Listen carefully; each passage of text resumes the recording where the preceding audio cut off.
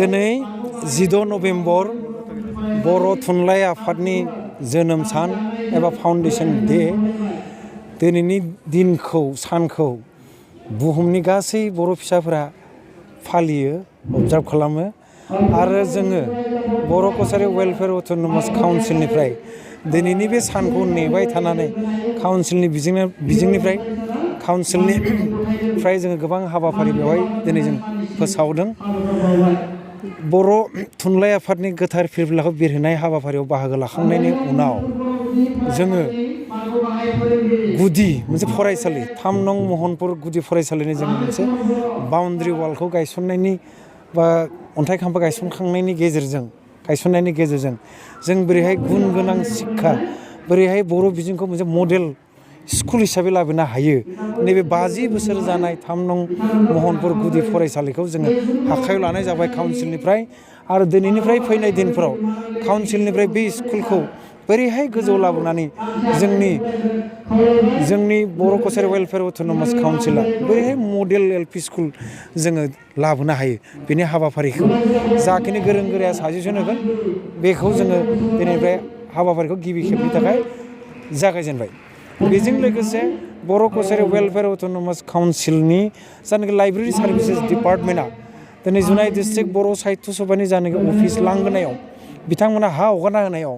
जोंनि काउन्सिलनिफ्राय लाइब्रेरि काम सेमिनार हल बेनि फाउन्डेसन स्टनखौ गायसननायखौ जोंनि मानगोनां चिफ एक्जिकिउटिभ मेम्बार बर' कसारि welfare autonomous काउन्सिलनि minister Basumatary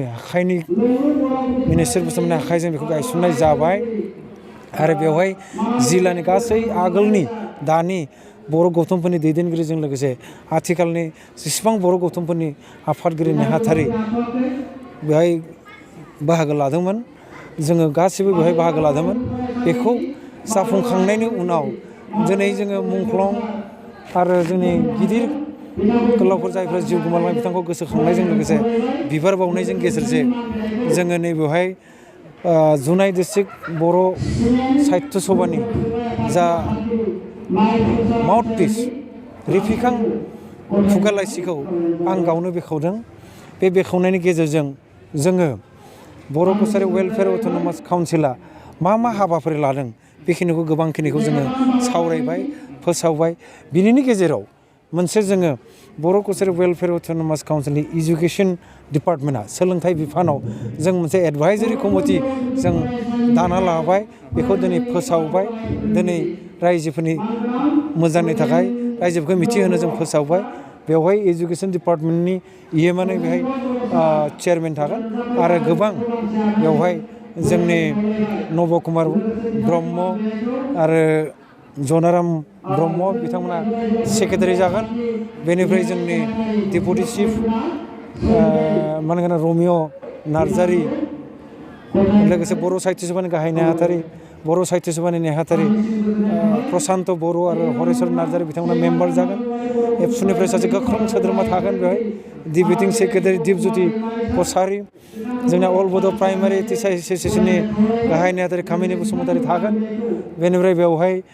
सुबारानि Basumatary दुलाराय बर' आइजो अनसाय आफाद एबा आइजोफोरनिफ्राय जों सासे लादों बिथांजों लोगोसे जोंहा आरोबाव जोंहा प्रिन्सिपाल सेक्रेटारि काउन्सिलनि बिथाङा थागोन आरो बड' मिडियाम एन्ड आदार ट्राइबेल लेंगुवेजेसनि जायनाखि डाइरेक्टर बिथांमोना बेवहाय थागोन। गासै 14सा सोद्रोमानि गेजेरजों जोङो आफादखौ दाना लानो हाबाय। बेखौ जों दिनै फोसावबाय। बेजों लोगोसे जोङो मैया दाखालि जोंनि BTCनि बाहेरायाव थानाय गासिबो जायनाखि गुदि फरायसालि भेन्सार स्कुल बिसेसकै भेन्सार स्कुलफोरनि थाखाय काउन्सिलनिफ्राय जोङो मोनसे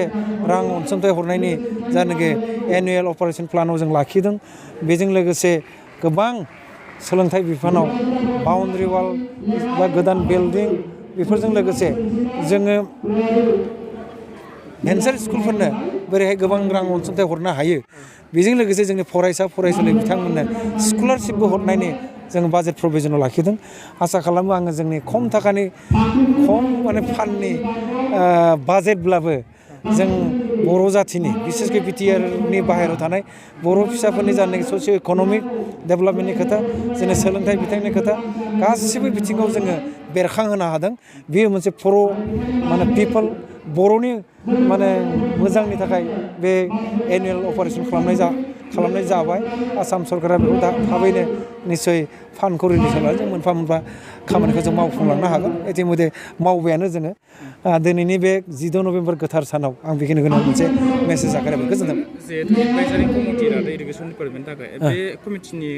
खामानिफोरा मा जागोन जोंनि एडभाइजारि बर्डआ जाहैबाय नेशनेल एजुकेशन पलिसि जायखौ जों निउ एजुकेशन पलिसिबो होनो 2020 बेजों बे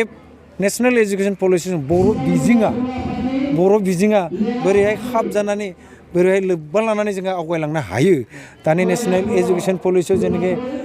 माने 3 बोसोरनिफ्रायनो स्कुलाव थांनो मोननाय इंराजिया एलपि स्कुलनिफ्रायनो गुदिनिफ्रायनो जागायजेननाय जेफोर फाउन्डेसन कर्सनि खोथा बुंदों बेवहाय आंगनबादि सेन्टारखौ बोरैहाय जरित खालामगोन बेफोरनि थाखाय गासै फोरोंगिरि समाजखौ लोगोसे जोंनि फोरोंगिरि समाज आरो एवारनेस बेनि जायनाखि सांग्रांथिखौ जोङो बर' कसारि वेलफेयार अट'नमास काउन्सिला आसाम सरकारनि एजुकेशन डिपार्टमेन्टजों बर' थुनलाइ आफाद दुलाराय बर' फरायसा आफाद आरो बर' गौथुमफोरजों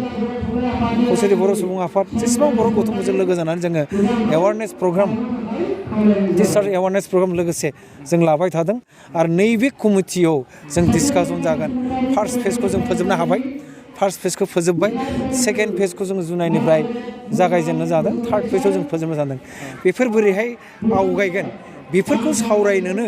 आसाम सरकारनाव सम जों काउन्सिला बोरै पलिसि डिसिसनखौ होनांगोन जों बोरै मा जाजानो लुगैदों बे डिसिसनखौ होनो थाखाय जा पलिसि डिसिसन बरनगोन नैबे कमिटियानो जों सावरायग्रोगोन बे कमिटियाव बे गोजौ थाखोनि कमिटि सावरायनानै जों काउन्सिलाव जों लांगोन काउन्सिलाव बेखौ एप्रुभ खालामनानै बर' जातिनि गोरों गोराजों सावरायनानै जों आसाम सरकारनो बेखौ जोङो बोरैहाय गोसोखां बिलाइ होनो हायो बोरैहाय नारसिननो हायो पलिसि डिसिसन बरननो थाखायनो बे कमिटिखौ दानाय जाबाय एडभाइजारि बर्ड